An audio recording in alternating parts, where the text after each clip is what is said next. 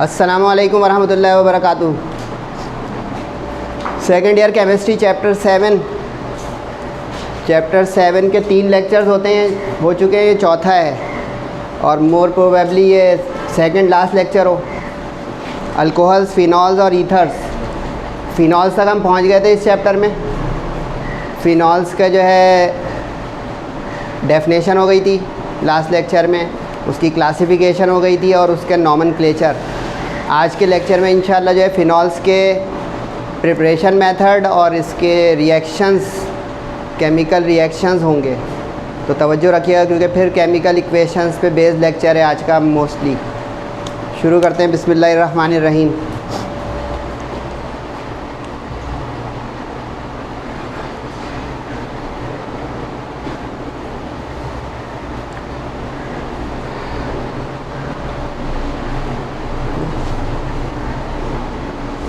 Heading आनी चाहिए पहले प्रिपरेशन ऑफ फिनॉल्स की, जो मेन हेडिंग है। फिनॉल्स को जो है 2 तरीके से बनाया जा सकता है।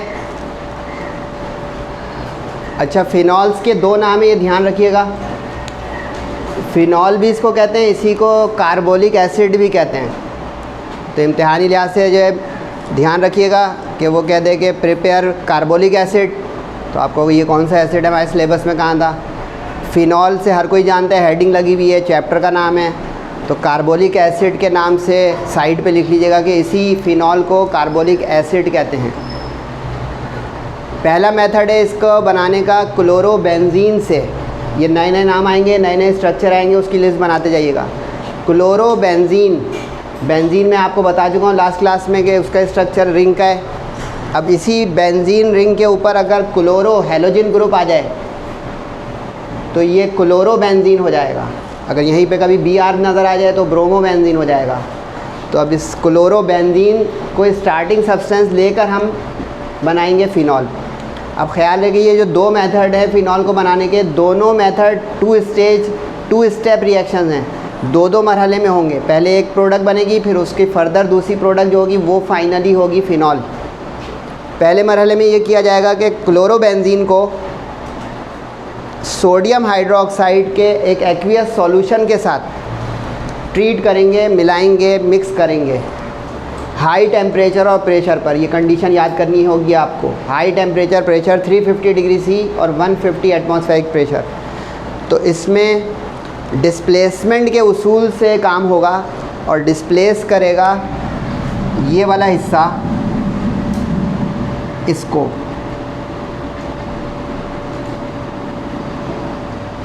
और नतीजा क्या होगा कि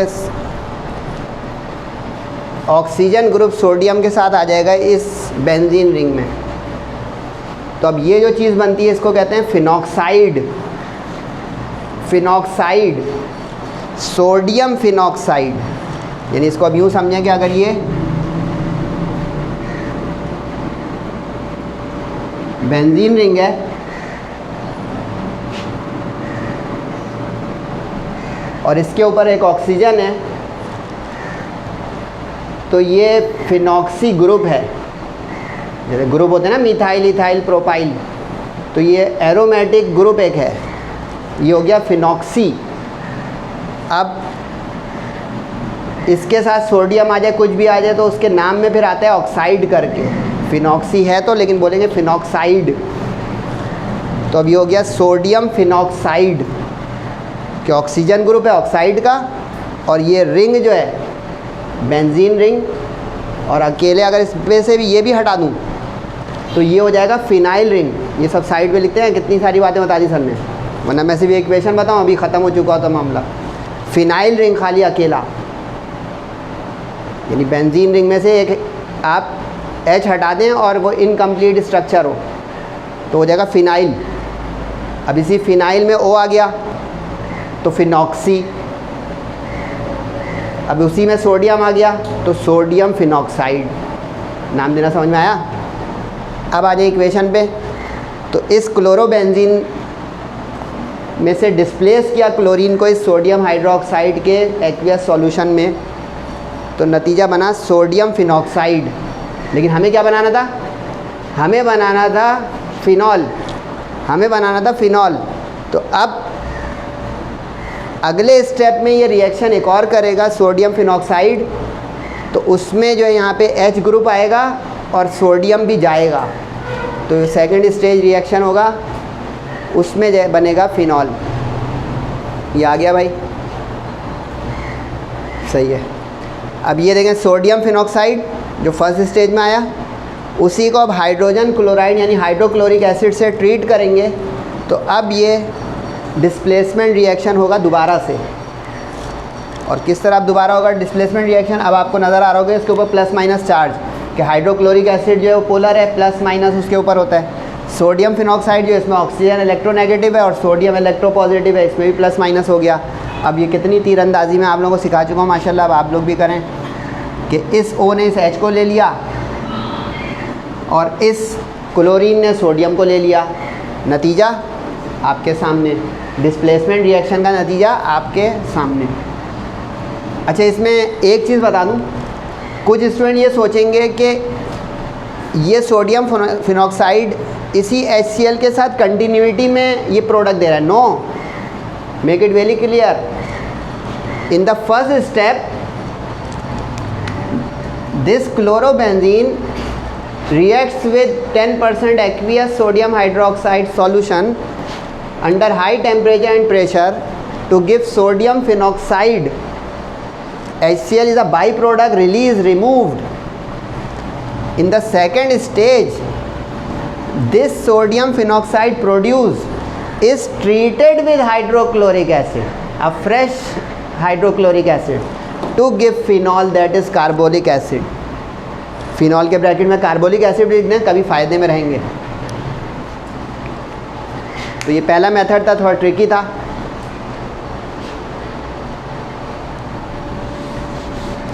अच्छा, अगर आप लोगों ने एक चीज़ पे तवज्जो नहीं की, तो जो पहला मेथड गया क्लोरोबेंजीन से, उसको डाउस प्रोसेस कहते हैं। जिस केमिस्ट ने ये बयान किया था उसका नाम था डाउस प्रोसेस, डाउस का नाम था, तो डाउस प्रोसेस हो गया। कुछ बुक्स में इसका स्पेलिंग में DOWE लिखा हुआ है, डाउस, जो पीछे गुजरा है इस तरह से लिखा हुआ नज़र आएगा, लेकिन आपकी बुक में E साइलेंट है, सिर्फ डाउस प्रोसेस। यानी अब इसलिए मैंने ये बता दिया कि ये सारे सवाल इनडायरेक्ट हैं, यानी सवाल यूँ आ जाए prepare phenol by Dow's process, तो पूरी बुक में इतनी 300-400 इक्वेशन है, कौन सा था भाई Dow's process, prepare phenol by Dow's process. तो अब डाउस प्रोसेस याद रहा, क्लोरोबेंजीन से। दूसरा मेथड है बेंजीन सल्फोनेट, हाईलाइट करते रहें, हाईलाइटर चलाते रहें, नए नए नाम आ रहे हैं। क्लोरोबेंजीन नया नाम हो गया, सोडियम फिनॉक्साइड नया नाम हो गया, सही है जी।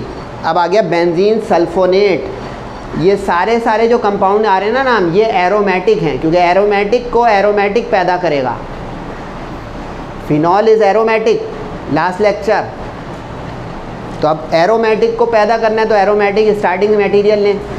तो अब ये नज़र आया स्ट्रक्चर आपको, that is called benzene sulphonate. यानी अगर बेंजीन रिंग पर सल्फाइड SO3 सल्फाइड रेडिकल होता है, सोडियम के साथ अगर लग जाए, तो that is called benzene sulphonate.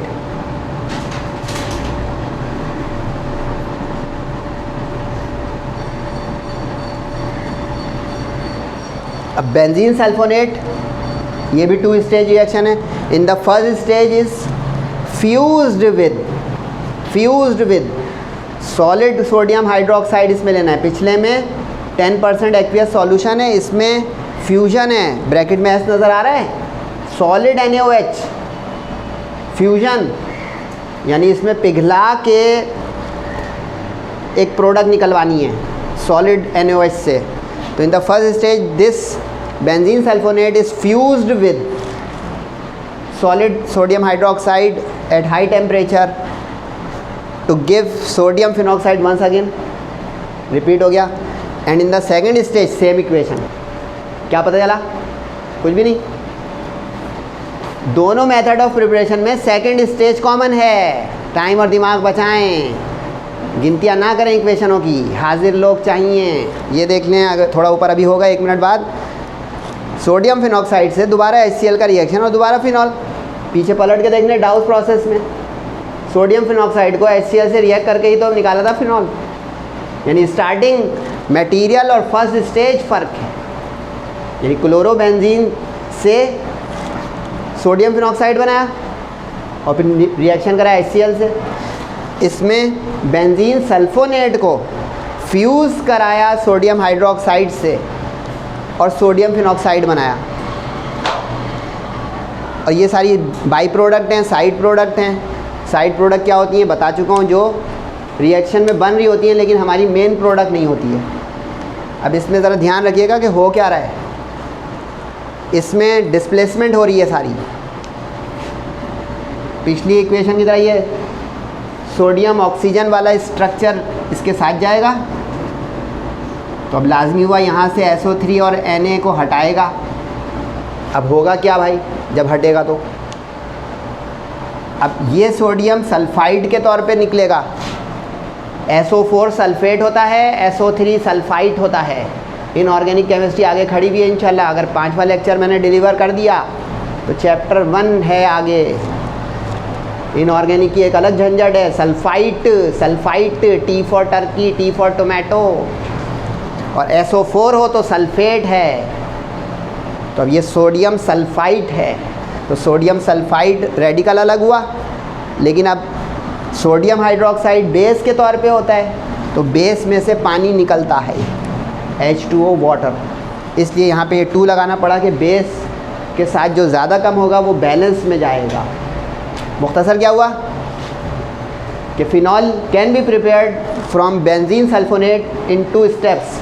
In the first step benzene sulfonate is fused with solid sodium hydroxide at high temperature to give sodium phenoxide, which on further treatment with hydrochloric acid gives phenol, that is carbolic acid।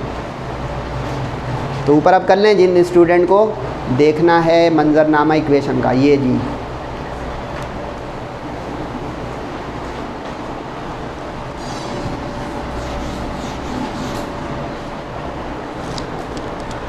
अच्छा, कुछ student जो है पूछ रहे थे मुझसे, पता नहीं कौन से स्टूडेंट हैं, कि सर ये जो इक्वेशन हम बनाए चले आ रहे हैं चैप्टर नंबर 5 ऑनवर्ड, इसमें ये जो प्लस माइनस लिखते हैं आप समझाने में, ये इम्तिहान में लिखना होगा हमें। अगर हमें समझ में आ रहा है कि भाई ये वाला पार्ट पॉजिटिव है इसका इलेक्ट्रोफिलिक, ये वाला पार्ट नेगेटिव है न्यूक्लियोफिलिक, तो हम ये लिखें ना लिखें इम्तिहान में। ये क्वेश्चन पूछा, ये आप लोग भी पूछा करें। हैं सर भी कौन से स्टूडेंट आपके कहाँ स्टूडेंट हैं, तो ये जो है लिख देंगे तो अंडरस्टैंडिंग अच्छी हो जाएगी। लिख देंगे तो आपको इक्वेशन रटनी नहीं पड़ेंगी। लिख देंगे तो आपको ऑन द स्पॉट प्रोडक्ट का बनना समझ में आएगा कि ये इस वाले पार्ट को कैच करेगा, ये इस पार्ट को, और गलतियाँ नहीं होंगी। अगर नहीं लगाते हैं नंबर तो नहीं कटेंगे, but once you loss the track gone. अगर जो है ट्रैक लॉस हो गया प्लस माइनस के बगैर कि मैं क्या रट के आया था या क्या, तो मेरा मशवरा है कि इस प्लस माइनस को अंडरस्टैंड करें और लिख भी दें तो अच्छा है। अब चाहे पेंसिल से लिखें, पेन से लिखें, इससे पक्की हो जाती है इक्वेशन। ये मेरा मशवरा और प्रैक्टिस है, आपके ऊपर है। अब है इसकी केमिकल प्रॉपर्टीज़ फिनॉल्स की। फिनॉल जो है वो अल्कोहल की तरह एक रिएक्टिव चीज़ है। अल्कोहल एलिफेटिक में हाइड्रोक्सिल ग्रुप होने की वजह से रिएक्टिव, और फिनॉल बेंजीन रिंग या एरोमेटिक रिंग में होने की वजह से हाइड्रोक्सिल ग्रुप के साथ रिएक्टिव। अच्छा, इसमें रिएक्शन से पहले एक चीज़ मैं बता दूं, अभी जो दो प्रिपरेशन मेथड गए फिनॉल के, अगर आपने उस पर गौर किया हो, आप गौर कर रहे हैं, मैं आपकी तरफ मुंह होता है, मैं कहता हूँ गौर किया हो, तो भाई वो टीचर उस पर भी काम करता है, वो जो आपको दिखा रहा होता है, अपने दिमाग भी लगा रहा होता है। आप बहुत ध्यान से यहाँ से कोई कॉपी करेंगे, अब तवज्जो दिला रहा हूँ कोई चीज़ पर। क्लोरोबेंजीन डाउस मेथड से जो रिएक्शन हुआ उसमें आपने देखा होगा कि ऑल्टरनेट 3 बॉन्ड लगे हुए थे स्ट्रक्चर के अंदर, और जो दूसरा हुआ बेंजीन सल्फोनेट से उसमें रिंग बना हुआ था। इन चीज़ों को गौर कर रहे हैं, नहीं कर रहे हैं, फिर जाएं भाई मैच देखें।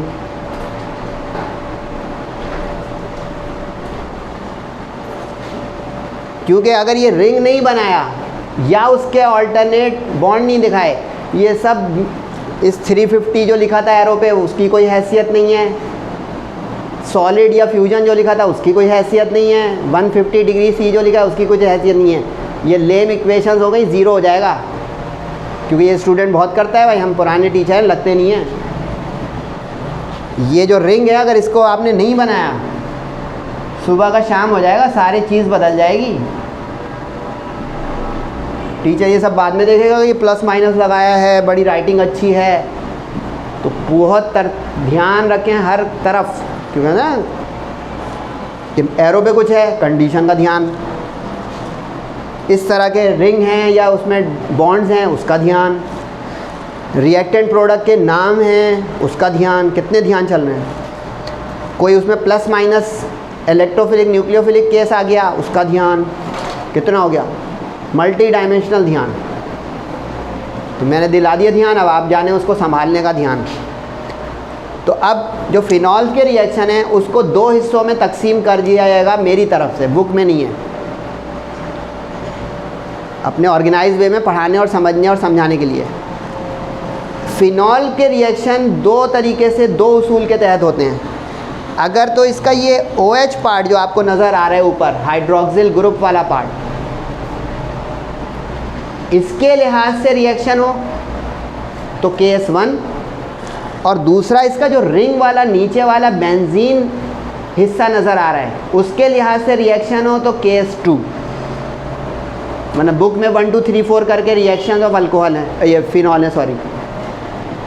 तो मैं थोड़ी कोशिश कर रहा हूँ कि ये केमिस्ट्री में थोड़ा ऑर्गेनाइजेशन और थोड़ी ईज़ हो जाए, वरना ये मुश्किल है। तो अब इसमें पहले हिस्से में देखें reaction due to OH part, और आगे इसका ड्यू टू रिंग वाला पार्ट आएगा। अब इसमें एक रीज़न भी आ रही है पहले रिएक्शन में, संभालिएगा, कि phenol is Fairlie acidic in nature, like alcohol, keep revising.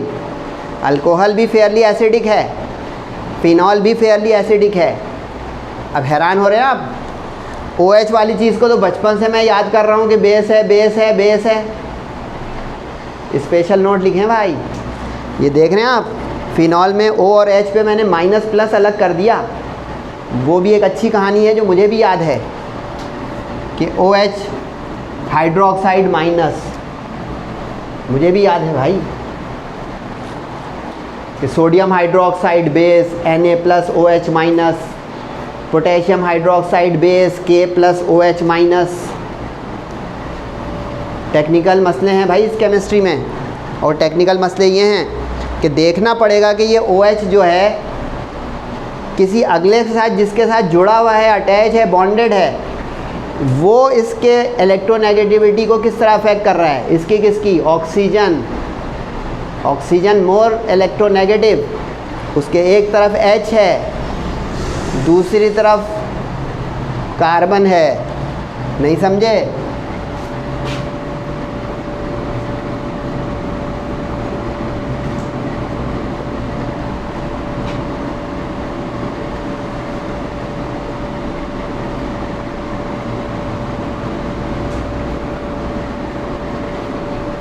ये फिनॉल का स्ट्रक्चर हो गया, ये कार्बन इस कोने पे ही है, मैंने खोल के दिखा दिया आपको, ये बॉन्ड के बग़ैर बना दें यूँ। अब ये है आपका फिनॉल। अब हुआ क्या, फिनॉल का ये वाला रिंग जो कार्बन के साथ है वो इलेक्ट्रोपॉजिटिव है, ऑक्सीजन हाईली इलेक्ट्रोनेगेटिव है, लास्ट लेक्चर में बता चुका हूँ अल्कोहल के टाइम पर। तो ये नेगेटिव आ गया, अब दूसरी तरफ उसके फिर H है तो ये पॉजिटिव आ गया। जब इस तरह का मामला होता है ना तो पोलैरिटी आ जाती है भाई, और पोलैरिटी इसी तरह होती है जो प्लस माइनस। और ये स्ट्रक्चर का सवाल भी हो गया कि फिनॉल का स्ट्रक्चर ड्रॉ करें, तो ये तकरीबन वैसे ही स्ट्रक्चर है जो टेट्राहेड्रल ज्योमेट्री में हमारे मीथेन ईथेन में होता था 109.5, उसकी विसिनिटी में एंगल है इसका 109 डिग्री। तो सर ये क्या बता रहे हैं आप, मैं ये बता रहा हूँ कि ये एसिड के तौर पे क्यों है, वरना एक स्टूडेंट इसका OH फारिग कर देगा और कहेगा भाई रिएक्शन हो गया, इसके H वाले हिस्से पे आपको काम करना है। तो दो तरीके से हम ये साबित कर सकते हैं कि एसिड के तौर पर है। एक तो इसको किसी बेस के साथ रिएक्ट करा दें, तो acid plus base salt plus water बना दे। और दूसरा ये कि इसको किसी मेटल के साथ रिएक्ट करा दें जो एक्टिव हो रिएक्टिव हो, क्योंकि जब मेटल के साथ किसी बेस को रिएक्ट कराते हैं तो भी ये तय होता है कि ये बेस है कि एसिड है। यानी मेटल सोडियम हो पोटेशियम हो, रिएक्टिव मेटल ग्रुप 1A का।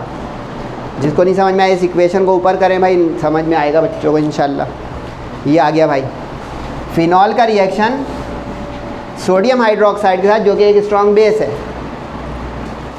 हुआ क्या आपके सामने, इस फिनॉल ने अपनी हाइड्रोजन लॉस कर दी। याद आया कुछ?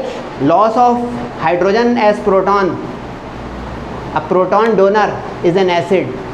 कुछ याद आता है? आर्हीनियस एसिड याद आता है? Acid is a proton donor that is hydrogen as proton. तो इसमें देखिए इसने लॉस किया और NaOA के साथ ये Na वाला हिस्सा इसके साथ आ गया, वो अपनी जगह रहा, Na इधर आ गया तो HOH वाटर। क्या मतलब हुआ? Acid phenol plus base NaOH, sodium phenoxide is a salt plus water. पीछे 2 मरतबा आया था सोडियम फिनॉक्साइड, भूल गए? प्रिपरेशन ऑफ फिनॉल में नेचर भी इसकी आ गई, MCQs भी आ गए कि sodium phenoxide is acid base salt nothing. और ये आ जाए phenol is acidic basic amphoteric, none of these, acidic. और इसी तरह इसका दूसरा देख लें कि फिनॉल को अगर सोडियम मेटल जो कि एक्टिव मेटल है उससे रिएक्ट कर दें तो भी वही हुआ, यानी एक सॉल्ट सोडियम फिनॉक्साइड बन गया वाटर इवॉल्व होते हुए। यानी इसने अपने आप को साबित कर दिया कि एसिडिक नेचर है इस। ख्याल है ये सारे सवालात इनडायरेक्ट हैं। Show by giving chemical equation that phenol is acidic, show by giving chemical equation that acetylene is acidic, show by giving chemical equation that alcohol is acidic. 3 को एक जगह कर दी लिस्ट, प्रैक्टिस एक जगह करके कर लें। Acetylene chapter number 5, alcohol phenol chapter number 7, acidic acidic acidic.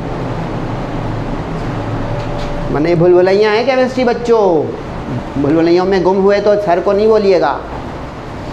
तो ये फिनॉल के साथ सोडियम फिनॉक्साइड यानी एसिड होने की निशानी, और फिनॉल के साथ सोडियम मेटल के साथ इसके साथ होने की वजह से ये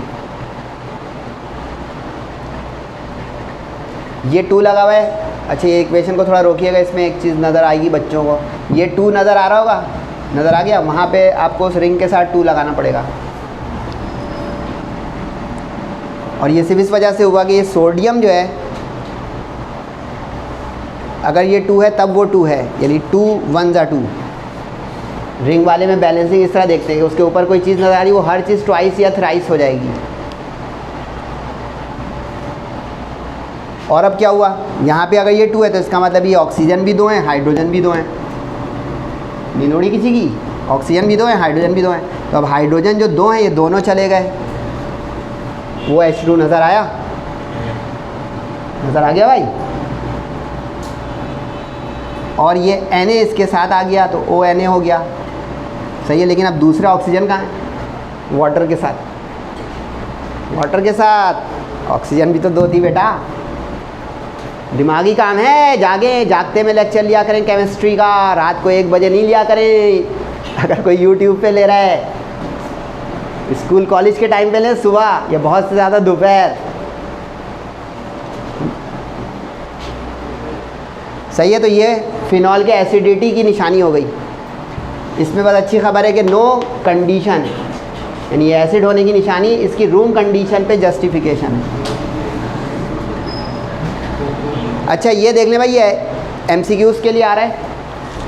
कुछ शक रह जाए भाई हमें बता दिया करें, हम इंशाल्लाह उसका मसला हल करने की कोशिश करेंगे। थोड़ा सा ऊपर की ये एक MCQs आ रही है, इक्वेशन देख ली लोगों ने, ये इसको ऊपर करना है आपको। फिनॉल की जो एसिडिक डिसोसिएशन कांस्टेंट वैल्यू है वो 10 है, और इसका मवाजना किया है आपके बुक वालों ने कि कार्बोक्सिलिक एसिड की 5 है, और इसका मवाजना किया अल्कोहल से कि उसकी 15 to 18 है। तो इससे तय हो गया कंक्लूजन कि फिनॉल जो है वो कार्बोक्सिलिक से थका हुआ और अल्कोहल से तगड़ा एसिड है।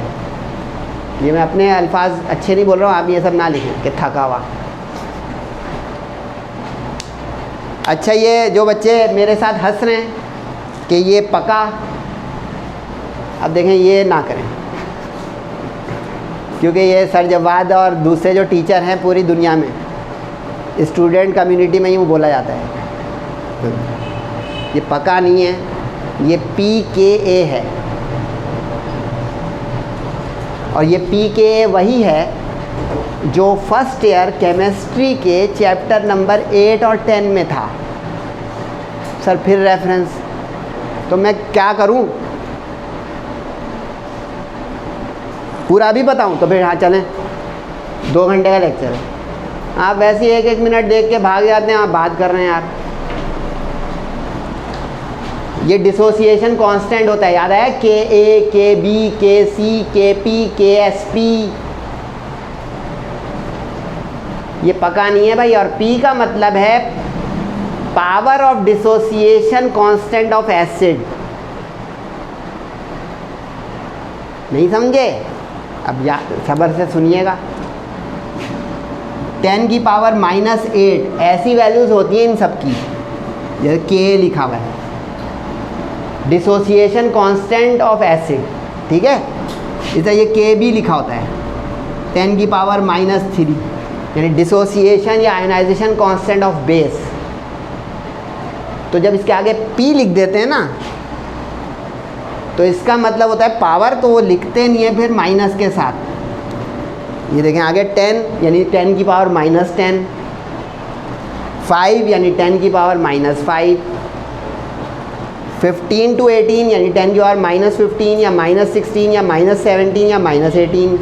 अब जिनको मैथ्स की गिनतियाँ आती हैं, मतलब मैथ्स का लेक्चर भी इधर ही देना पड़ जाएगा मुझे, कि 10 की पावर -10 बड़ा या छोटा, 10 की पावर -5 बड़ा या छोटा, और 10 की पावर -15 बड़ा या छोटा।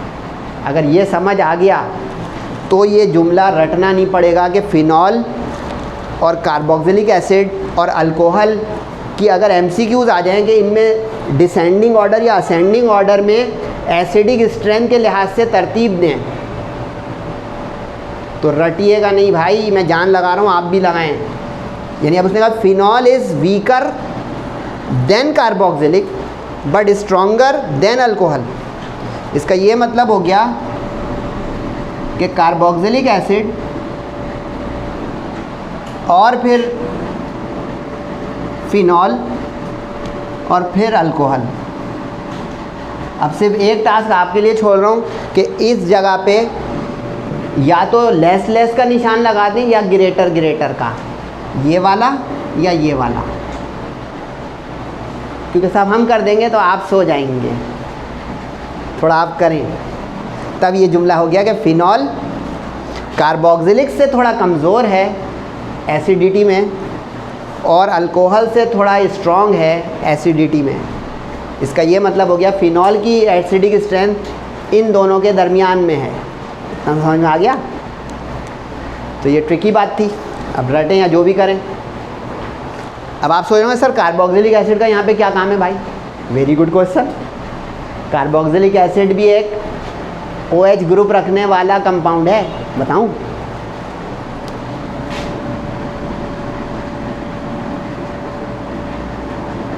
क्या है ये? एक ही जगह बताया है OH की कहानी, क्योंकि देखें फिनॉल में OH रिंग में, अल्कोहल में OH चेन में, और कार्बोक्सिलिक एसिड में OH कार्बोनिल के बराबर में। तो ये है वो जुमला जो मैं बोलता हूँ, लोग उस पर रिकॉर्ड लगाते हैं या पता नहीं अप्रिशिएट करते हैं, अंडरस्टैंडिंग टेक्स टाइम। समझना है तो टाइम लगाना पड़ेगा, समझना नहीं है तो ये धड़ाधड़ घुमाएं आगे गाड़ी और कहेंगे भाई पहुंच गए। रिडक्शन, ये तो बच्चों वाले जल्दी कर लें भाई। रिडक्शन ये है कि फ़िनॉल को अगर जिंक हॉट डस्ट के साथ रिड्यूस करें तो ये बेंजीन में कन्वर्ट हो जाएगा। अच्छा ज़रा ख्याल रखिएगा, ये इक्वेशन आपकी बुक में नहीं है। चल फिर टाइम ख़राब, नो टाइम ख़राब। चैप्टर 5 का रिमेनिंग पार्ट हमें पढ़ना बाकी है। Do you remember aromatic compounds, benzene की एक प्रिपरेशन हो गई, लास्ट लेक्चर में बताया था। इधर से देखें तो प्रिपरेशन, उधर से देखें तो केमिकल प्रॉपर्टीज़, इधर से देखें तो फिनॉल की केमिकल प्रॉपर्टी, उधर से देखें तो बेंजीन की प्रिपरेशन, जो खुद टॉपिक है हमारे सेकेंड ईयर का एक। सर इंशाल्लाह आपका वक्त और दिमाग ज़ाया नहीं करने के लिए बोलेंगे भाई ये फालतू बातें हैं। पहली बात तो ये फालतू ही नहीं हुई, ये तो स्टूडेंट की तरफ से बोला फालतू बातें नहीं बोलेंगे। तो फिनॉल रिड्यूस हो गया। कैसे रिड्यूस हुआ भाई? बड़ी नई सी बात बताने जा रहा हूँ, पता चला क्या हुआ? हमने ये याद किया था, ये समझा था कि एडिशन और absorption of hydrogen is reduction, हाँ या ना? एडिशन और absorption of hydrogen is reduction, हाँ या ना? हाँ। फिनॉल में एक OH की में ऊपर H है, going into itself, absorbed into itself, अपने अंदर ही जज्ब, अपने अंदर ही ले रही है वो हाइड्रोजन अपने आप को। तो अब ये H इसके अंदर अगर चली जाए तो वो कहाँ जाए बेचारी? जिंक के साथ। ये एरो जो लगाए बड़ा समझने का है, गोइंग इनटू इटसेल्फ। अब आप लोग सोचेंगे सर ये हुआ कैसे? ये हुआ ऐसे, फिनॉल क्या है भाई? टाइम ज़ाया नहीं कर रहा हूँ, मेक इट क्लियर, टाइम ज़ाया नहीं कर रहा हूँ, सही है? यहाँ पे एक H, यहाँ पे एक H, जल्दी जल्दी कर ले भाई, टाइम ज़ाया नहीं हो रहा है। H H H हो गया, 5 कार्बन और 5 हाइड्रोजन आ गई। हाँ बोल दे जल्दी से, ये OH हो गया। अब इस पर ज़रा गौर व फिक्र करें तो ये हो गया C6H5OH। This is the molecular formula of phenol carbolic acid, C6H5OH हो गया। अब ज़रा इस H को अंदर ले जाएं तो क्या होगा? ऑक्सीजन बाहर जाएगी, CH आ गया। अब CH CH CH CH CH 6 जगह पे हो तो बेंजीन होता है। हर नुक्कड़ पे CH CH CH, that is benzene.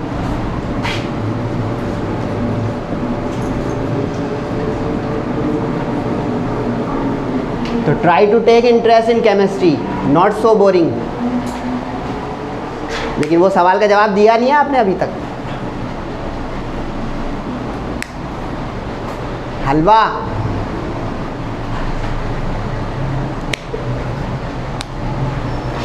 तो ये रिडक्शन थी कि फिनॉल रिड्यूस हो गया हाइड्रोजन को अपने अंदर एब्जॉर्ब करके।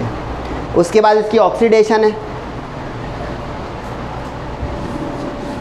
Oxidation reaction of phenol.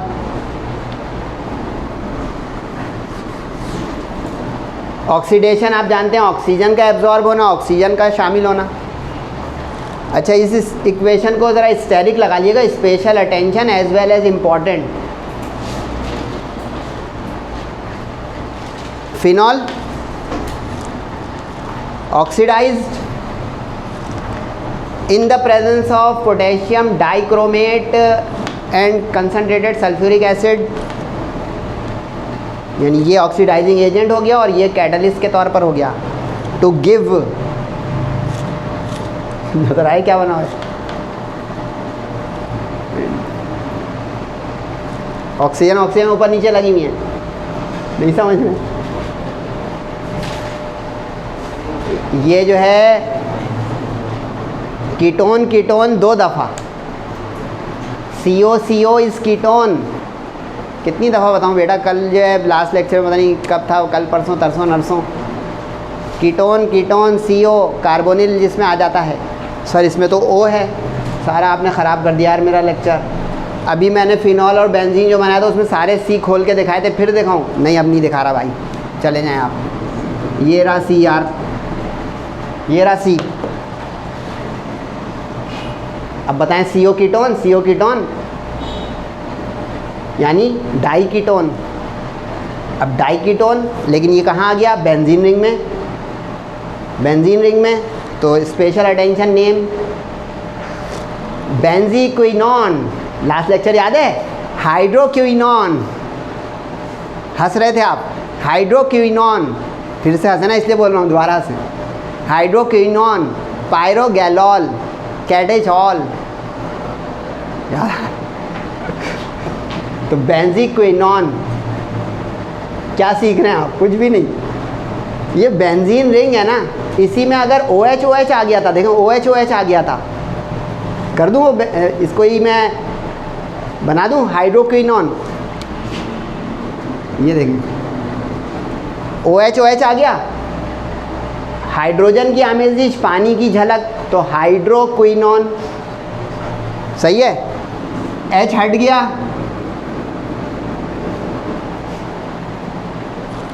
अब इसका मतलब है इसमें पानी या नमी के असरात गए, तो अब ये हो गया बेंजीक्विनॉन। कुछ समझ में आ रहा है? क्विनॉन एक शक्ल है, क्विनॉन एक स्ट्रक्चर है जिसमें टॉप और बॉटम पे कोई ग्रुप लगे हुए हों। रटना आसान रहेगा, समझना मुश्किल रहेगा। ये भी मेरा जुमला अपलोड करने, इसको रटना बहुत आसान है, बेंजीक्विनॉन, बेंजीक्विनॉन, हाइड्रोक्विनॉन, हाइड्रोक्विनॉन, लेकिन क्विनॉन को समझना मुश्किल है कि अच्छा ये इसकी थीम है कि किसी बेंजीन रिंग पे ऊपर नीचे बिल्कुल अपोजिट एंड्स पर ग्रुप्स आ जाएं तो वो क्विनॉन का होता है कुछ स्ट्रक्चर। चलें, वक्त ख़राब नहीं हुआ फिर भी। तो अब phenol oxidise to give a conjugated ketone. Conjugated ketone का मतलब ये होता है जिसमें दो कीटोन फ्यूज़ हो जाएं, क्योंकि इधर एंड पे एक, इधर एंड पे एक, और बीच में उसको फ्यूज़ करवाने का जो है ज़रिया कौन बने? बेंजीन रिंग, लेकिन फिनॉल के ज़रिए। तो आसान सा रिएक्शन था या मुश्किल सा मैं नहीं जानता, लेकिन हो गया।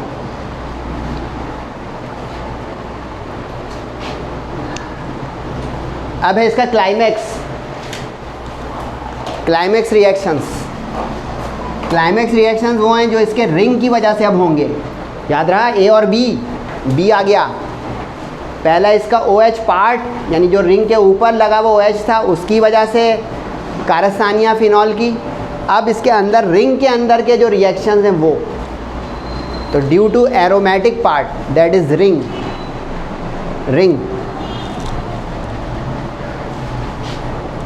अच्छा ये एक चीज़ मेरे दिमाग में आ गई, वो सुन लें। अभी जो आप लोगों ने कॉन्जुगेटेड कीटोन यानी डाई कीटोन 2 वाला वो वाला बनाया है, उसमें आपने देखा होगा रिंग नहीं बनाया है मैंने। आपको ज़्यादा गौर करना चाहिए ना, मुझे क्यों गौर करना चाहिए, लेकिन चले मैं भी गौर कर रहा हूँ। दाएं बाएं 2 बॉन्ड थे, वहाँ रिंग बना दिया, मसला हो जाएगा। क्योंकि ऑक्सीजन जब अपोजिट एंड पे आएगी ना, वहाँ की वैलेंसी ले जाएगी। ऑक्सीजन डाईवैलेंट है, ऑक्सीजन डाईवैलेंट है। अगर आपने ऑक्सीजन वाली जगह पे वो डबल बॉन्ड या रिंग दिखा दिया ना, तो इसका मतलब है कि हर जगह डबल बॉन्ड है, गलत हो जाएगा। बारीकी स्पेशल नोट लिखें जाके दोबारा से, जबकि बाकी जगह देख रहे हैं ना रिंग लगाने में, मैं कह रहा हूँ रिंग बना दें या ऑल्टरनेट डबल बॉन्ड बना दें, ओके। जैसे अब इस वाले में आप ये रिंग मत बनाएं, गलत नहीं है, समझाने के लिए बता रहा हूँ। आप ये बना दें, दुनिया का कोई टीचर कैंसिल नहीं कर सकता, मैं आपको गारंटी दे रहा हूँ। यानी ring is equivalent to 3 alternate double bonds. Benzene में इंशाल्लाह इसकी तफसील में आपको बताऊँगा कि ये कैक्यूल ने बताया था, ये बड़ी लंबी कहानी है कि ये जो है ऑल्टरनेट डबल बॉन्ड रिंग कैसे बन जाता है। तो ये रिंग वहाँ बनाए जहाँ तीनों डबल बॉन्ड इंटैक्ट हैं। कीटोन में 2 ऑक्सीजन आ गए, वहाँ पे इंटैक्ट नहीं रहे, इसलिए वहाँ पे आपको वो बॉन्ड दिखाना पड़ेगा, रिंग नहीं। सही है भाई, वापस आ जाएं। हाइड्रोजिनेशन यानी हाइड्रोजन इस तरह ऐड हो कि अंदर का रिंग रप्चर हो जाए और हाइड्रोजन उसमें ऐड हो जाए, तो हम जानते हैं addition product is a single product. अब ये हाइड्रोजन इसमें कैसे आए भाई? इसकी तो सारी वैलेंसीज पूरी हैं, तो अंदर के सारे डबल बॉन्ड को तोड़ के आएगा। समझाने के लिए बता देता हूँ आपको कि इसके बजाय ये देखें, इसके बजाय ये देखें, कार्बन और ये OH, यहाँ पे कार्बन के साथ H, कार्बन के साथ H, कार्बन के साथ H, कार्बन के साथ H, कार्बन के साथ H, और ये रहे आपके डबल बॉन्ड हो गए। अब हर बैलेंसिंग इन्हें 4-4, 1 2 3 4, ये एक लाइन एक वैलेंसी है, सही है। 1 2 3 4, 1 2 3 4, ये सारे गिनते हैं 4 होंगे सब में। इसमें आपको देखें H इसलिए नज़र नहीं आ रहा कि चौथा यहाँ से पूरा कर रहे हो H, हो गया। अब हाइड्रोजन का हमला, हाइड्रोजनेशन, एक हाइड्रोजन मॉलिक्यूल आएगा, इस बॉन्ड को तोड़ेगा। अब जब इस बॉन्ड को तोड़ेगा डबल बॉन्ड को, तो ये दोनों एडजेसेंट कार्बन की वैलेंसी ख़राब होगी, तो एक H यहाँ बढ़ेगा, एक H यहाँ बढ़ेगा। तो अब नतीजा ये CH2 है, ये CH2 है, ये CH2 है, ये CH2 है, ये CH2 है, और ये अब CH है। किसी को कुछ समझ नहीं आया? जागे बच्चों, जागे, क्योंकि हर डबल बॉन्ड के बदले एक इधर और एक इधर H का आना, क्योंकि यहाँ पे हाइड्रोजन मॉलिक्यूल ऐड हो रहा है ना, तो H2 ये है, ये मैं बता चुका हूँ आपको इथीन इथाइन में, लेकिन मुझे लग रहा है मैं अपने आप को पढ़ा रहा हूँ बहुत मोहब्बत से। H और H, देखें क्या हुआ, एक H यहाँ गई, एक H यहाँ गई, हुआ, गेम बन गई सिंपल, अंदर का रिंग गायब। ये मैं आप बता रहा था आज के लेक्चर के शुरू में। इस चीज़ को अगर आपने अहमियत नहीं दी ना, कहाँ पे रिंग है कहाँ पे नहीं, सारा बेड़ा गर्क हो जाएगा। इतना अच्छा बच्चे ने रटा, यहाँ दोबारा ये बना दिया, या इतना अच्छा रटा या समझा, यहाँ लगाना भूल गया। बहुत हाजिर दिमागी की बात है बच्चों, थोड़ी सी नींद की झपकी और नंबर गया। तो ये phenol on hydrogenation in the presence of nickel as catalyst heated gives cyclohexanol, क्योंकि अब हेक्सेन सारे सिंगल बॉन्ड वाला, 6 कोनों वाला हेक्सेन, साइक्लो इसलिए कि साइक्लिक रिंग, और ओल इसलिए कि OH लगा हुआ है, नाम देना भी आ गया, cyclohexanol, cyclic hexagonal and alcoholic group attached, साइक्लोहेक्सानॉल।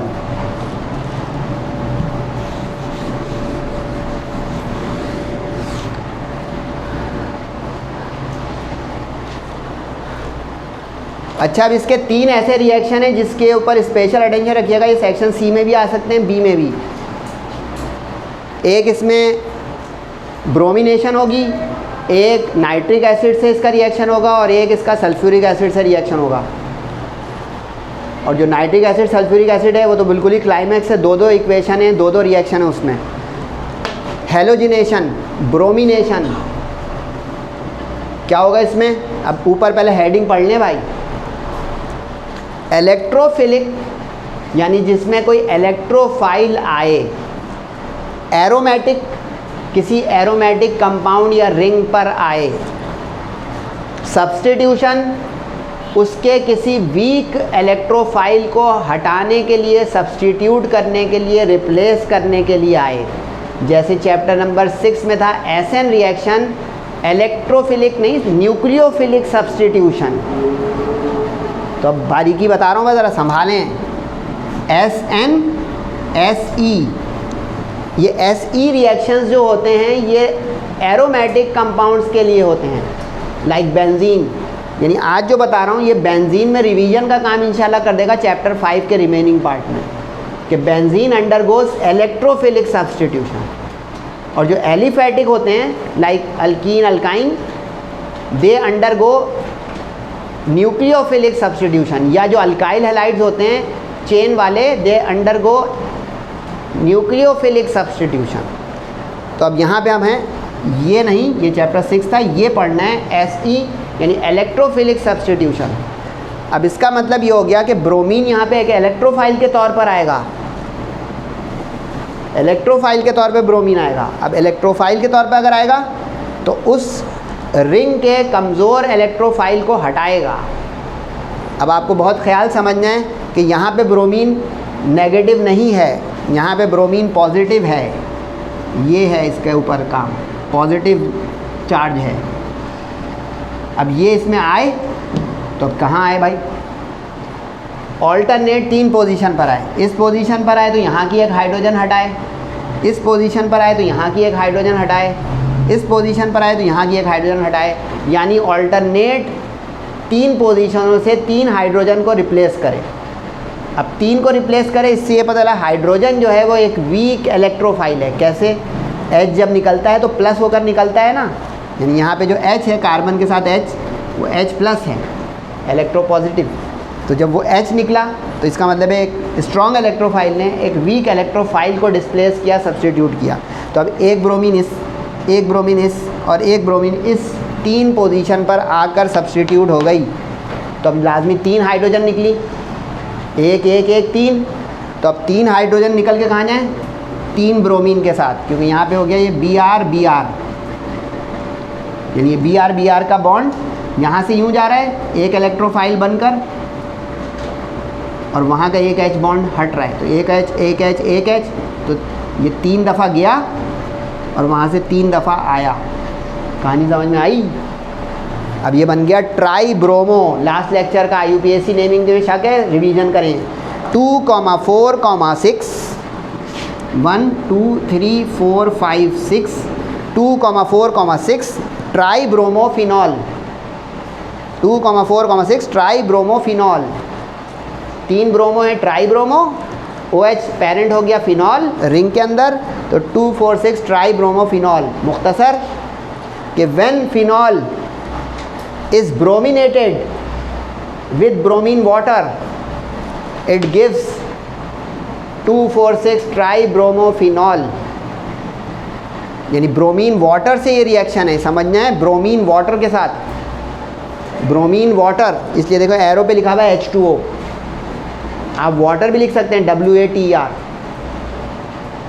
अगर आपने ये ना लिखा तो बहुत बड़ा ब्लंडर होगा केमिस्ट्री का और 0 मिलेगा। इसका मतलब हो जाएगा आप ब्रोमीन के वेपर्स के साथ रिएक्शन कर रहे हैं। Phenol never reacts with bromine vapours. Bromine water solution बनाना पड़ेगा ब्रोमीन का, अगर आपने कभी पढ़ा हो तो। हेलोजिन्स में ब्रोमीन वाहिद हेलोजिन है जो लिक्विड स्टेट में है, ये पता होना चाहिए भाई। हम सेकेंड ईयर में हैं, चैप्टर 1 का 2 का भी एक चीज़ बता दी। हेलोजिन्स ग्रुप 7 है, फ्लोरीन, क्लोरीन, ब्रोमीन, आयोडीन, एस्टाडीन।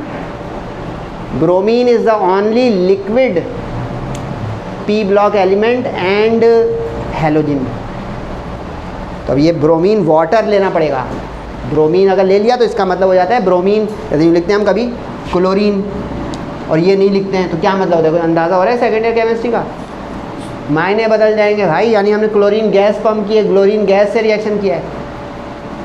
अगर क्लोरीन के साथ भी H2O लिख देंगे, इसका मतलब क्लोरीन का भी वाटर बनाना पड़ा, यानी कि क्लोरीन की बबलिंग करनी पड़ गई, आपको वाटर का सॉल्यूशन बनाना पड़ गया। बड़ी डेप्थ है भाई इस केमिस्ट्री में। तो phenol reacts with bromine water to give tri bromophenol. अच्छा एक चीज़ बता दूं, वैसे तो इंशाल्लाह अगले लेक्चर में वो मुझे कराने का मूड है। Distinguishing test between alcohol and phenol कहाँ हैं? बोले यूँ करके अल्केन अल्कीन का डिस्टिंग्विशिंग टेस्ट, अल्कीन अल्काइन का distinguishing test, alkane alkyl halide का डिस्टिंग्विशिंग टेस्ट। इसका एक लिस्ट बना ले भाई, फरमाइश करेंगे तो इसका एक लेक्चर ही बन जाएगा 1.5 घंटे का, पूरे सेशन का जितना डिस्टिंग्विशिंग टेस्ट हो।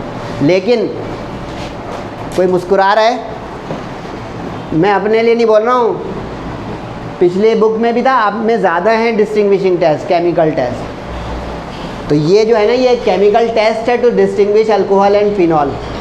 मुख्तसर बता दिया, अल्कोहल ब्रोमीन वाटर से रिएक्ट नहीं करता। लेक्चर नंबर 2 निकाल के देख लें, अल्कोहल के रिएक्शंस कराए थे मैंने। लेक्चर नंबर 3 में भी थोड़ी देर में कराए थे। अल्कोहल रिएक्ट नहीं करता हेलोजिन्स के साथ। डिस्टिंग्विशिंग टेस्ट भी हो गया, 1 से 2 शिकार बता रहा हूँ कि ये लिखोगे phenol reacts with bromine water, नीचे लिख दोगे whereas alcohol does not reacts with bromine water. 1 chemical distinguishing test हो गया। 2 हैं अगले लेक्चर में इंशाल्लाह। ईथर क्योंकि छोटा है टॉपिक में, तो ईथर के साथ में अल्कोहल और फिनॉल के डिस्टिंग्विशिंग टेस्ट का मूड बनाया हुआ है।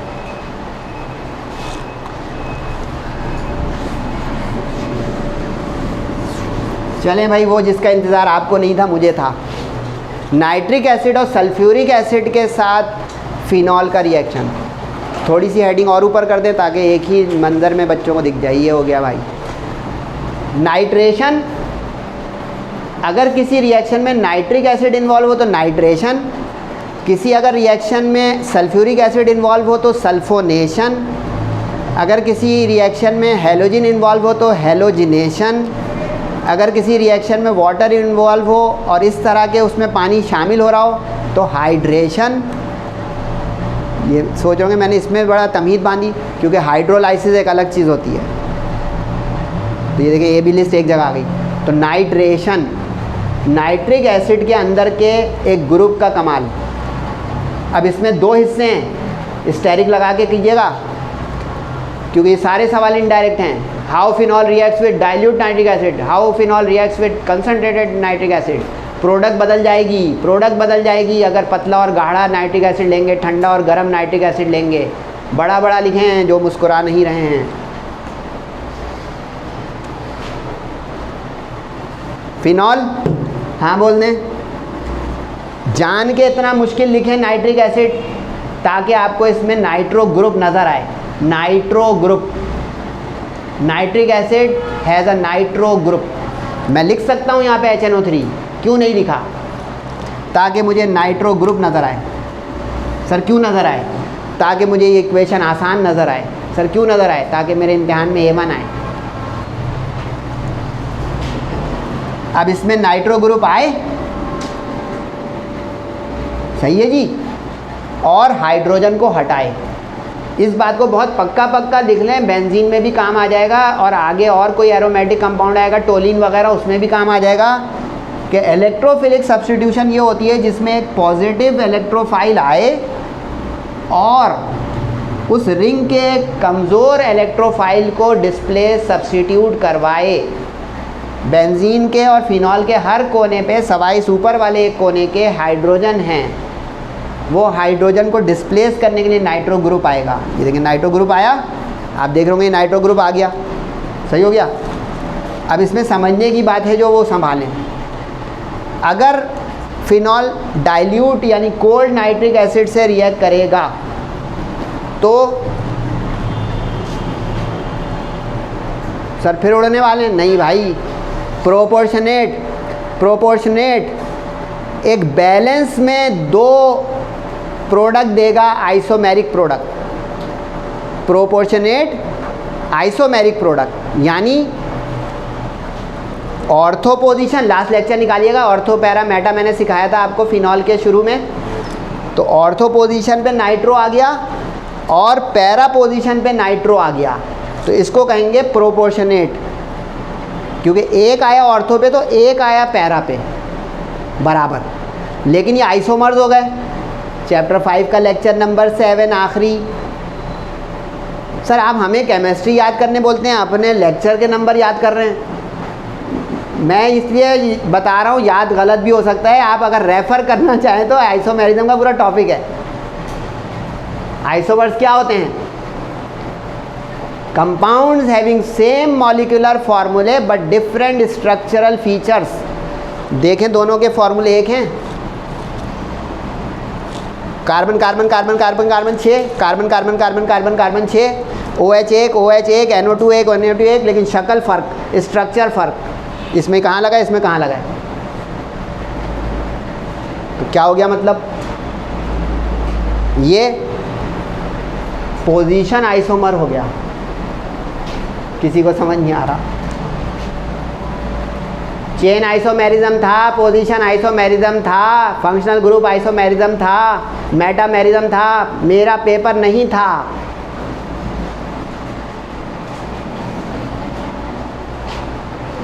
तो इस तरह ये जब H हटी तो OH के साथ अब वहाँ से जाएगी H हट के, तो नतीजा वाटर वाटर 2 दफ़ा, क्योंकि 2 मरतबा हटाया तो 2 मरतबा पानी निकला। और नेमिंग भी सीखते आ रहे हैं। ओ नाइट्रोफिनॉल, यानी ऑर्थो पोजीशन में नाइट्रो और पेरेंट है फिनॉल, ओ नाइट्रोफिनॉल। एक चीज़ बता दूं बहुत काम की है, वो बेंजीन के वक्त की। अभी ऑर्थो पे जब भी आएगा कोई सब्स्टिट्यूएंट ग्रुप तो मेटा पे नहीं आएगा। Mark it very loudly, clearly नहीं, लाउडली। ऑर्थो और पैरा इक्विवेलेंट पोजीशन है। तफसील के लिए इंतज़ार करें बेंजीन के टॉपिक का। सर वो कब पढ़ाएंगे? इंशाल्लाह चैप्टर 1 के बाद अगर ज़िंदा रहा और सेहत के साथ। जो ऑर्थो पोजीशन पे लाता है वो पैरा पे लाता है, इसको ओरिएंटेशन कहते हैं। तफसील बेंजीन में मुख्तसर अभी बता दिया, सही है, संभालते रहिएगा। अगर हॉट कंसनट्रेटेड नाइट्रिक एसिड आ जाए भाई, 10 मिनट या 5 मिनट का लेक्चर है, बस थोड़ा सब्र आजमा है। फिर इसके बाद अगला लेक्चर इंशाल्लाह आखिरी ईथर और फिनॉल और उसकी डिस्टिंग्विशिंग। कंसनट्रेटेड हॉट, अगर कंसनट्रेटेड हॉट लेंगे तो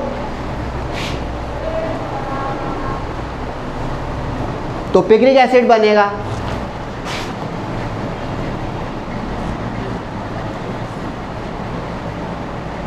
आपसे बोलो लिखे कि phenol when treated with heated with nitric acid concentrated it gives highlight picric acid that is 2,4,6 trinitrophenol। अब बहुत ध्यान से संभालें, डाइल्यूट और कोल्ड नाइट्रिक एसिड लिया उसी फिनॉल के साथ, हॉट और कंसनट्रेटेड नाइट्रिक एसिड लिया उसी फिनॉल के साथ, प्रोडक्ट बदल दी उसने, पैदाइश का मंजर बदल दिया उसने। ये आपको संभालना है, क्योंकि आप ना केमिस्ट हैं, ना टीचर हैं, ना बुक के ऑथर हैं। अगर सवाल अब इम्तिहान में आया, give equation for the following, phenol is treated with dilute nitric acid, ortho para product. Give equation for the following, carbolic acid reacts with concentrated या hot nitric acid, picric acid और 2,4,6 trinitrophenol, a single main aromatic product.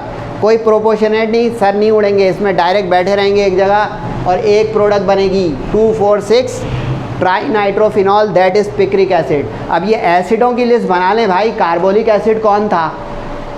Phenol. Picric acid कौन है? 2,4,6 trinitrophenol. Carboxylic acid कौन है? Acetic acid. इसलिए अब देखें यहाँ पे 3 नाइट्रो ग्रुप आएंगे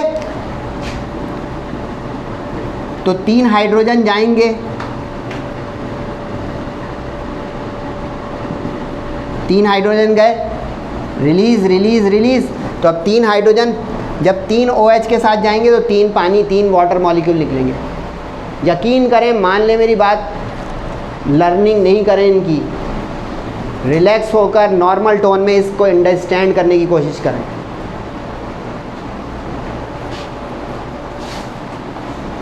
सही है जनाब। तो ये हो गया नाइट्रिक एसिड। अच्छा, इसमें हम रिंग बना सकते हैं, बिल्कुल बिस्मिल्लाह, क्योंकि इसमें रिंग अपनी जगह कायम रहेगा। आखिरी है भाई सल्फ्यूरिक एसिड के साथ रिएक्शन यानी सल्फोनेशन। सल्फ्यूरिक एसिड के साथ रिएक्शन यानी सल्फोनेशन, ये भी बता चुका हूँ। शन, halogenation, hydration, nitration, sulphonation. Sulphuric acid जब अपना सल्फोनिक ग्रुप अटैक के लिए लाता है इलेक्ट्रोफाइल बनाकर, तो दैट इज सल्फोनेशन। सल्फोनेशन। आसान सी बात एक बता दूं और, नाइट्रिक एसिड में नाइट्रिक ग्रुप कौन सा था? NO2 नाइट्रो ग्रुप, ये NO2 नाइट्रो ग्रुप। इसी तरह सल्फ्यूरिक एसिड में SO3H, या कुछ और जो है काबिल टीचर आपको परेशान करेंगे इस तरह बोल के, ये सल्फोनिक ग्रुप। ये जो है ना, ये सारे इलेक्ट्रोफाइल्स हैं, इन पे प्लस चार्ज होता है। सल्फोनिक ग्रुप सल्फ्यूरिक एसिड के अंदर मौजूद है, नाइट्रो ग्रुप नाइट्रिक एसिड के अंदर मौजूद है, हेलोजिन ग्रुप हेलोजिन के अंदर मौजूद है। इसे देखा था अभी आपने, ट्राई ब्रोमोफिनॉल बना क्यों? क्योंकि ब्रोमो जो है वहाँ पे इलेक्ट्रोफाइल के तौर पे, जो बचपन से आप समझ रहे हैं, Br-, Cl-, I-, बिल्कुल सही समझ रहे हैं, एंटीवायरस लगाएं। इलेक्ट्रोफिलिक सब्स्टिट्यूशन में यही ब्रोमीन, क्लोरीन और आयोडीन इलेक्ट्रोफाइल बन जाएंगे। सर समझाएं, ज़बान दे रहा हूँ, ज़िंदा रहा तो बता दूंगा इंशाल्लाह सेहत के साथ, बेंजीन के साथ, कि सर ये दिल को लग नहीं रही बात दिमाग को कि ब्रोमीन पे प्लस चार्ज और क्लोरीन पे। वेट एंड सी, इंशाल्लाह बताऊंगा। इलेक्ट्रॉन के वो नुक्ते लगा लगा के बताऊंगा कि देखो यहाँ पे प्लस आना चाहिए। अभी चूँकि वो टॉपिक नहीं है तो वहाँ पे मैं उसकी तफसील नहीं दे रहा हूँ। अब इसमें क्या हुआ, फिनॉल के साथ ये सल्फ्यूरिक एसिड, सर ना अजीब सा सल्फ्यूरिक एसिड, आप लिखें H2SO4। अब प्रोडक्ट बना के दिखाएं, कुछ उल्टी सीधी चीज़ बनाएंगे भाई। इस तरह बनाएंगे तो आपको नज़र आएगा कि कौन किसको हटाएगा। सल्फोनिक ग्रुप आएगा, हाइड्रोजन को हटाएगा। देख लें H2, ये रहा H2SO4, खोल के लिखें ताकि आपको अंदाज़ा हो कि कौन सा किसको डिस्प्लेस कर रहा है। अब देखें सल्फोनिक ग्रुप आएगा, हर नुक्कड़ से एक H को हटाएगा, नहीं, अब ये ऑर्थो पैरा प्रोडक्ट देगा, ऑर्थो पैरा प्रोडक्ट देगा। अगर सल्फ्यूरिक एसिड ठंडा है 15 से 20 डिग्री सेंटीग्रेड वाला, तो देखें ऑर्थो पैरा प्रोडक्ट देगा। लेकिन अब इसका नाम सही से नोट करें, ऑर्थोफिनॉल सल्फोनिक एसिड। सल्फ्यूरिक एसिड जब सल्फोनिक ग्रुप लाके अटैच करवाता है एरोमेटिक फिनॉल के ऊपर तो वो कहलाता है sulphonic acid. Sulphonic acid, nitric acid तो नाइट्रो नाइट्रो बन रहा था, वो तो आसान है उसका, इसको सही नाम रखें, ये मैंने नाम नहीं रखे हैं भाई, सल्फोनिक एसिड। और ऑर्थोफिनॉल क्योंकि ऑर्थो पोजीशन पर, ये मेटा पोजीशन होती है, ये पैरा, लास्ट लेक्चर दोबारा से बता दिया जिसमें फिनॉल की नेमिंग का बताई थी। ये ऑर्थो जब आता है तो ये कॉमन नेम होता है, पैरा जब आता है कॉमन नेम। देखिए इसमें पी पे लगा हुआ है तो ये पैरा पोजीशन हो गई, तो पैराफिनॉल, इसमें ओ पे लगा हुआ है तो ऑर्थोफिनॉल। अब मज़ीद स्पेशल अटेंशन, 2 मिनट का लेक्चर बाकी है। मेजर प्रोडक्ट, माइनर प्रोडक्ट, यानी हैं सर जहाज़ क्रैश हो रहा है, नहीं भाई, डिसप्रोपोर्शनेट, डिसप्रोपोर्शनेट, डिसप्रोपोर्शनेट। पिछले में मैंने कहा था प्रोपोर्शनेट, डिसप्रोपोर्शनेट। डिसप्रोपोर्शनेट ये है कि अगर उस बर्तन में ये दोनों प्रोडक्ट होंगी तो ज़्यादा होगी ऑर्थो प्रोडक्ट, कम होगी पैरा प्रोडक्ट। ज़्यादा कम, ज़्यादा कम, यानी यूँ समझने के लिए कि अगर 1 लीटर बना है ये फिनॉल से, तो आधे से ज़्यादा लीटर वाला जो है वो मेजर प्रोडक्ट कहलाएगी और आधे से कम लीटर वाला जो होगा वो माइनर प्रोडक्ट कहलाएगी। अब ये आपको याद करना है क्योंकि ना आप केमिस्ट, ना आप टीचर, ना आप जो है वो इंडस्ट्रियलिस्ट, क्योंकि अब इसमें शोशा छोड़ के भाग जाऊँ, आखिरी वाली इक्वेशन नहीं दिखा रहा हूँ, आप खुद कर लें। सल्फ्यूरिक एसिड अगर हॉट और कंसनट्रेटेड है, प्रोडक्ट यही बनेगी, अनलाइक नाइट्रिक एसिड। भूल गए, नाइट्रिक एसिड जब हॉट कंसनट्रेटेड था तो पिक्रिक एसिड बन गया था भाई, 2,4,6 ट्राई नाइट्रोफिनॉल, और ऑर्थोपैरा प्रोडक्ट बनी थी कोल्ड और डाइल्यूट नाइट्रिक एसिड में।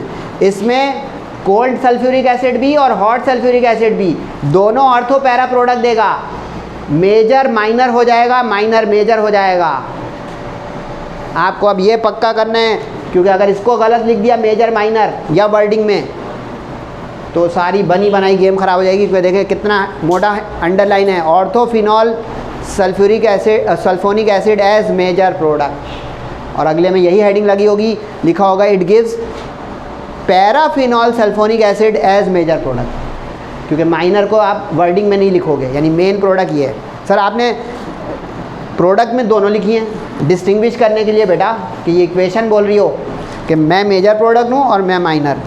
अच्छा ये नाम नज़र आ रहा है किसी को, two hydroxyl benzene sulphonic acid, IUPAC name two hydroxyl benzene sulphonic acid.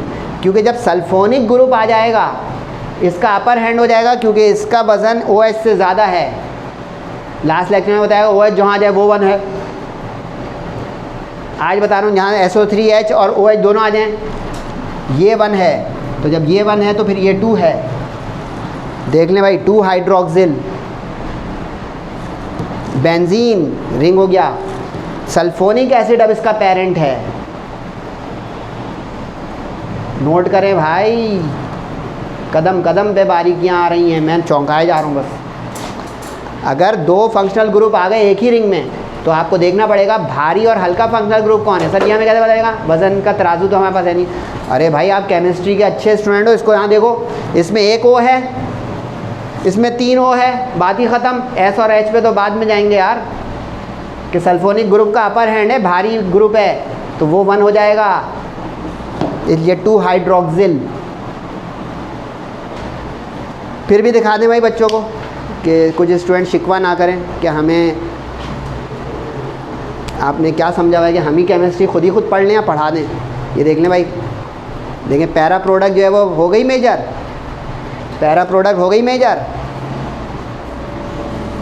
Check करें भाई।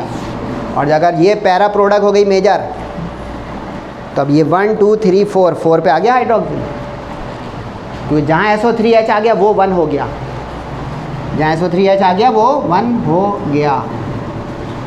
अच्छा कहीं से भी जा सकते हैं, क्योंकि इधर से भी 1 2 3 4 वहीं आएगा, इधर से भी 1 2 3 4 वहीं आएगा, तो ये 1 2 इधर भी सही हो जाएगा, ये 1 2 भी सही हो जाएगा। साइक्लिक जाए या एंटी क्लॉकवाइज है, लेकिन देखा मेजर प्रोडक्ट पैरा हो गई और माइनर प्रोडक्ट जो है वो ऑर्थो हो गई। और इसमें चूँकि 2 रिप्लेसमेंट के रिंग हैं तो 2 वाटर मॉलिक्यूल निकलेगा। इन इक्वेशन को बहुत ज़्यादा प्रैक्टिस कीजिएगा, क्योंकि ये सेक्शन सी की हैं और सवाल बता दिए मैंने सारे आपको कि व्हाट हैपेंस या reaction of phenol with dilute cold nitric acid या हॉट, या डाइल्यूट कोल्ड सल्फ्यूरिक एसिड या हॉट, प्रोडक्ट्स बदल जाएंगी, नहीं तो प्रोडक्ट एक बनेंगी, उसमें मेजर माइनर का ध्यान रखना पड़ेगा। तो ये सेकंड लास्ट लेक्चर था। अगला इंशाल्लाह जो है आपको सेहत और ज़िंदगी बताएगी। तब तक सबका और अपना ख्याल रखिएगा। अस्सलामु अलैकुम वरहमतुल्लाहि वबरकातुहू।